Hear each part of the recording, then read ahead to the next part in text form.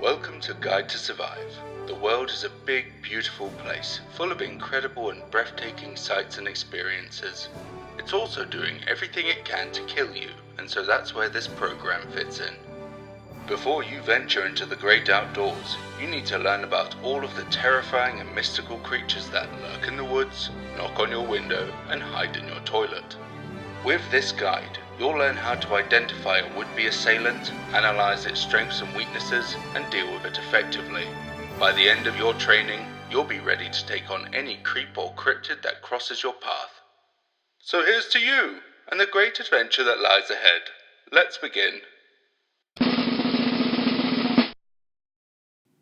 Target analysis. Name: the Hopkinsville Goblins and the Kelly Green Men. Class: Alien. Habitat: Unknown. Lifespan: Unknown. Strengths: advanced technology, bulletproof, superior intelligence, speed and agility, as well as possible flight or telekinesis. Weaknesses: easily startled, lack of self-awareness, and completely conspicuous. Overall threat level: 5. Behaviour. The Hopkinsville Goblins, an apt yet misleading nickname. While the term goblin was gifted to these creatures, they are in fact extraterrestrials.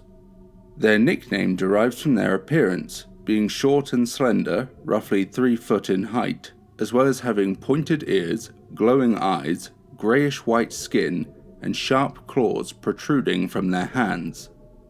The encounters occurred in 1955 in Kentucky, United States, close to the city of Hopkinsville and the community of Kelly within Christian County. A farmhouse, containing 11 people present at the time, a family of 9, Lankford and Sutton, and 2 guests, the Taylors, came under an alleged attack by these strange beings.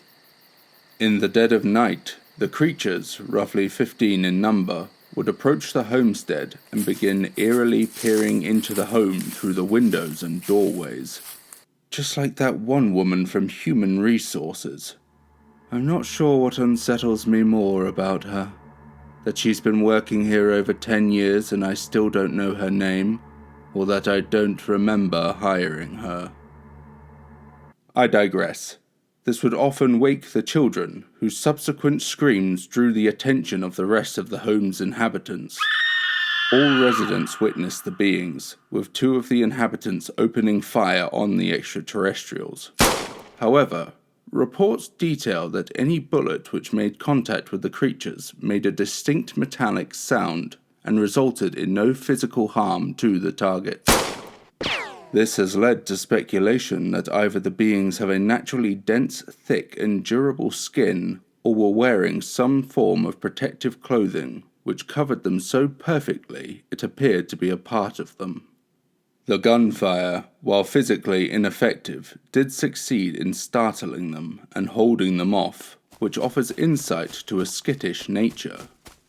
Furthermore, their movements while avoiding gunfire were allegedly that of a smooth swaying motion, even seemingly able to float for short periods, allowing them to retreat to higher ground in order to avoid further attacks. However, despite fleeing from the ensuing attack, they would ultimately return and continue to observe the residents. This inquisitive behavior rather suggests that upon finding something which catches their attention or piques their interest, they will return to inspect it, regardless of the danger. What's more is that during the reported attack on the farmhouse, the creatures themselves did not harm any of those involved, nor did they even enter the house. Rather, they kept their distance and came back numerous times until the residents left the property for good. Though we've all had neighbors like that, am I right? Hello? With this, we can speculate that what came to be known as the Hopkinsville Goblins are passive beings, which have a highly inquisitive nature, protected by a survival mentality, strongly prone to flight rather than fight. Lastly, On the nights of the encounters, several police officers reported witnessing strange lights in the sky and hearing unidentified noises. This would suggest that the beings known as the Hopkinsville Goblins left our planet after their business was concluded, whatever that may be. However, it would be fair to speculate that some may have stayed behind, and the others that left may in fact return. Stratagem. So, here's the scenario. It's late and you're sat at home, thoroughly enjoying watching Jar 19's content on the YouTube. As it has gotten dark, you decide to close the curtains, but there, in the window, are several sets of glowing eyes staring in at you. As your eyes adjust, you realize that it's the Hopkinsville Goblins. They've returned and they're acting really creepy. Your plan of attack. Firstly, tactical retreat. If you would prefer to live to fight another day, or not at all, then make a break for your car, making lots of noises as you do so, and then get out of there. They'll leave when they get bored. Secondly, hold fast. If you've chosen to protect your home, then I commend you. Close the curtains, lock the doors, and call the police. Thirdly, armor up. Adorn yourself in any body armor you have. Alternatively, dress yourself in pots, pans, and various other noisy materials, and prepare for the fight of your life. Fourthly, go crazy. This is it. They're outside. Are you pumped? You ready for this? I want you punching, kicking, scratching, and biting. Throw everything you can at them. Silverware, loose change, relatives, whatever you have. It's about to go down. Fifthly, amazing work. You held off a bunch of aliens single-handed, and you did it all dressed like a lunatic. I couldn't be prouder. Pop quiz. Question number 1. Are the Hopkinsville Goblins native to the United States? Question number 2. Do the Hopkinsville Goblins get their names from their appearance? Question number 3. Are the Hopkinsville Goblins aggressive? Question number 4. Have UFOs been reported in connection to the Hopkinsville Goblins? Question number 5. Have the Hopkinsville Goblins been reported since their first encounter?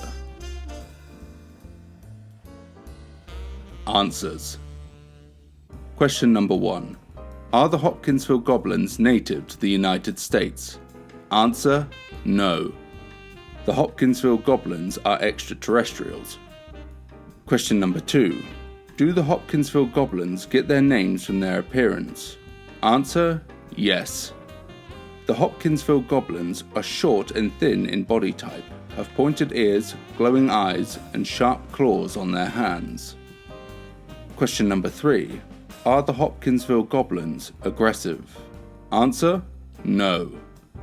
The Hopkinsville Goblins are not necessarily aggressive, they're just highly inquisitive and don't understand boundaries. Question number 4. Have UFOs been reported in connection to the Hopkinsville Goblins? Answer: yes. A number of bright lights and strange sounds were reported the nights of the encounters. Question number 5. Have the Hopkinsville Goblins been reported since their first encounter? Answer: no. To this day, there have allegedly been no further reported encounters with the Hopkinsville Goblins.